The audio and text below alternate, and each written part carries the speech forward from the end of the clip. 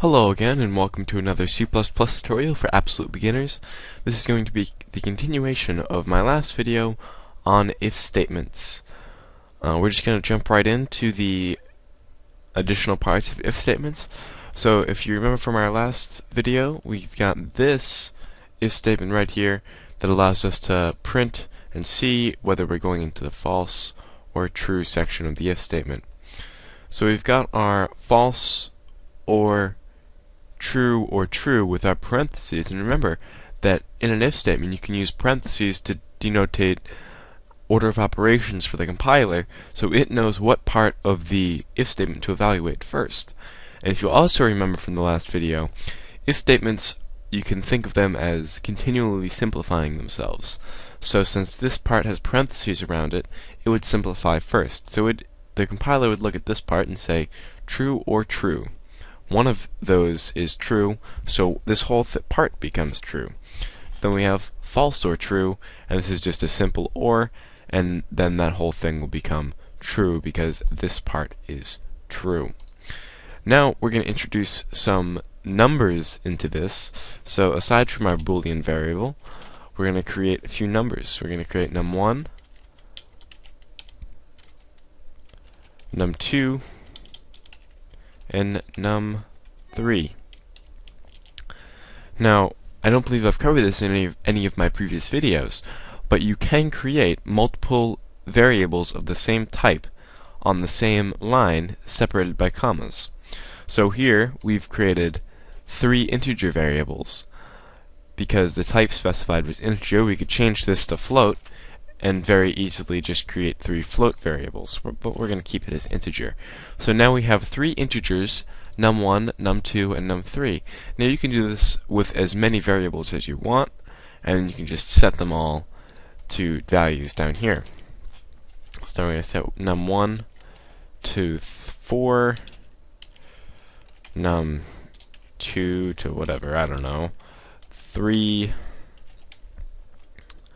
num3 is 10, let's say. Don't want to forget your semicolons, because that will cause a compiler error. So now, let's start with some more operators, except numerically. So let's say 4 equals 3. Now, if you know anything about math and numbers, this will evaluate as false. Perfect. Good. Because 4 clearly does not equal 3. This evaluates as false, and we go to false. So again, our if statement continually simplifies. Even though this is 1, this turns to false, and it's just like I said before, where you can have a if statement that's constantly false or true. Essentially, every time an if statement is run, that's happening. It's simplifying the entire if statement to either false or true, no matter how many expressions are in there. Okay, so if we needed to make this true, let's say we had variables.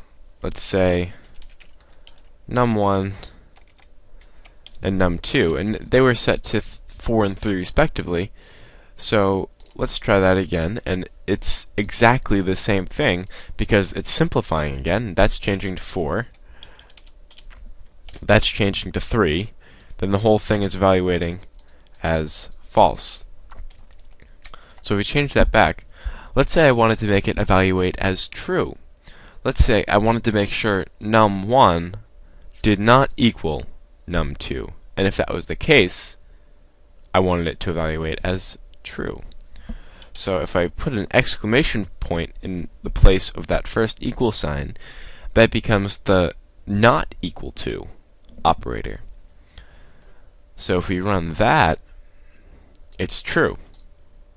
Now if we set, now let's say we change num2 to 4. So essentially what we're saying is whatever num1 is, if it does not equal 4, true. In this case it does equal 4, so we're going to get false.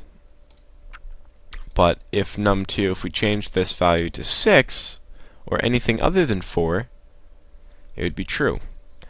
So you can kind of set up parameters for variables by using that, but by evaluating a variable against a constant.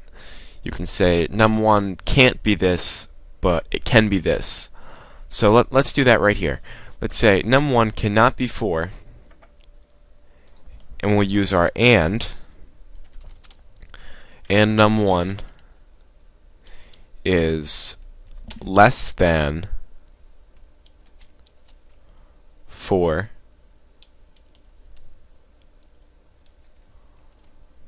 or num1 is greater than or equal to 20.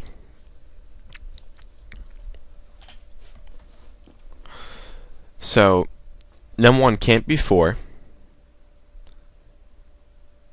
and num1 has to be less than 4 or greater than 20.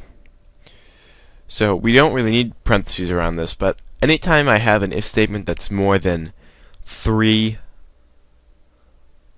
or 3 or more expressions, I like to put parentheses around it just to make it very clear to myself and abundantly clear to the compiler what I want to be done. So if you put parentheses around that, that's true, because num1 is currently 6. So 6 does not equal 4. That part is true. And num1 is less than 4, which it's not, or num1 is less than or equal to 20, which it is. So let's switch this to a greater than.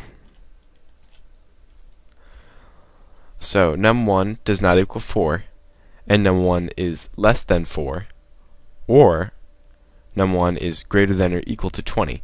So anytime we have a greater than or less than sign, if we throw the equal sign after it, that will make it less than or greater than or equal to, which will make it inclusive. So this right here is not inclusive. So if we change this to 5, let's say, and then change num1 back to 4, and then evaluated it, it's false, because 4 does not equal 5, and 4 is not less than 4. 4 is equal to 4.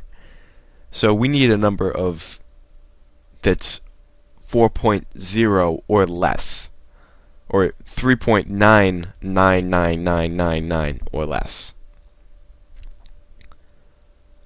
for this to be true. And num1 is 4 is definitely not greater than or equal to 20. But if we put 20 in there, then it would evaluate as true, because the greater than or equal to and less than or equal to are inclusive. Okay, so we've got to less than or equal to, greater than or equal to, and we've did our not equal to. So those are pretty much the core foundational logical operators in C++, and to be honest, most other programming languages use a very similar convention for their logical operators. Now my challenge to you now is to just play around with if statements, because you're never going to learn programming by watching these videos. You're going to learn programming by actually stopping to program yourself and trying things out, making mistakes, then coming back to the videos to find out where your mistakes were and why your mistakes happened. So right now I encourage you, before you go on to the next video, to just kind of play around with if statements, play around with less than or equal to, see if you can predict what the if statement's going to evaluate with really, really long, complex, and convoluted if statements, with lots of parentheses, lots of different logical operations and stuff like that. See if you can manually simplify it like I've done a few times in this video and get it right. So that is my challenge to you in this video. In the next video, we're going to start covering more variable types. So up until this point, we've covered int, float, and bool, and briefly in the first video, char. We're going to go more in depth into different variable types and the ones we've already covered. So stay tuned for more, and thanks for watching.